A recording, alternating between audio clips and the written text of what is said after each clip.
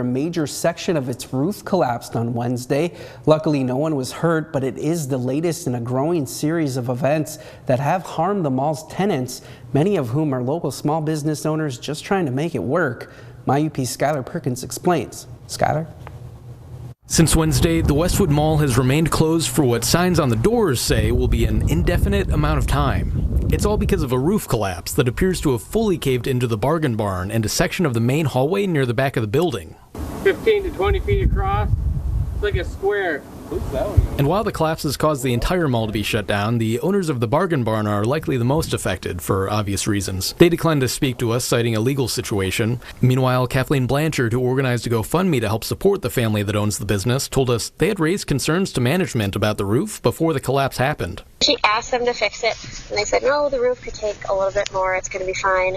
And then she got the call saying that the roof had collapsed.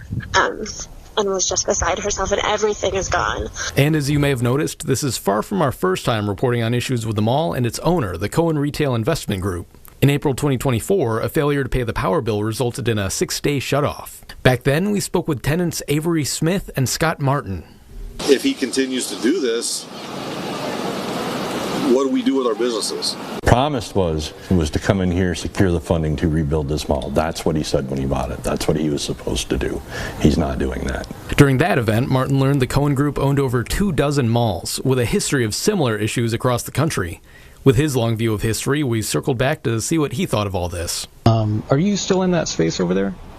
Left just a little over a year ago, my friend. Martin said after their difficulty failing to make a positive change with the owners, they got an opportunity to leave and took it. Yes, no, we're not in there anymore, and I couldn't be more happy to be out of that place. For the current tenants, big questions still remain about the extent of the shutdown and whether the mall will grant them any relief. So we called the Kohan Group's founder, Mike Kohan, directly.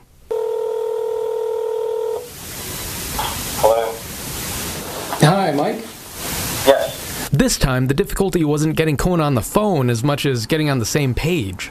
We tried asking him whether there was a timeline to reopen the mall and if there was a plan to somehow compensate the affected tenants. The roof collapsed. How could it be open?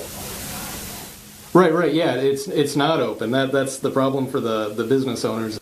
After that, we reached out to Kohan's PR rep and top facilities manager. Thank you for calling the Kohan Retail Investment Group corporate office. I'm sorry, this person is not available. But we're relegated to their voicemail boxes. We'll keep working to get answers about the future of the Westwood Mall. For now... Hi, yeah, Skylar Perkins here from MyUP News. I'm Skylar Perkins for MyUP News.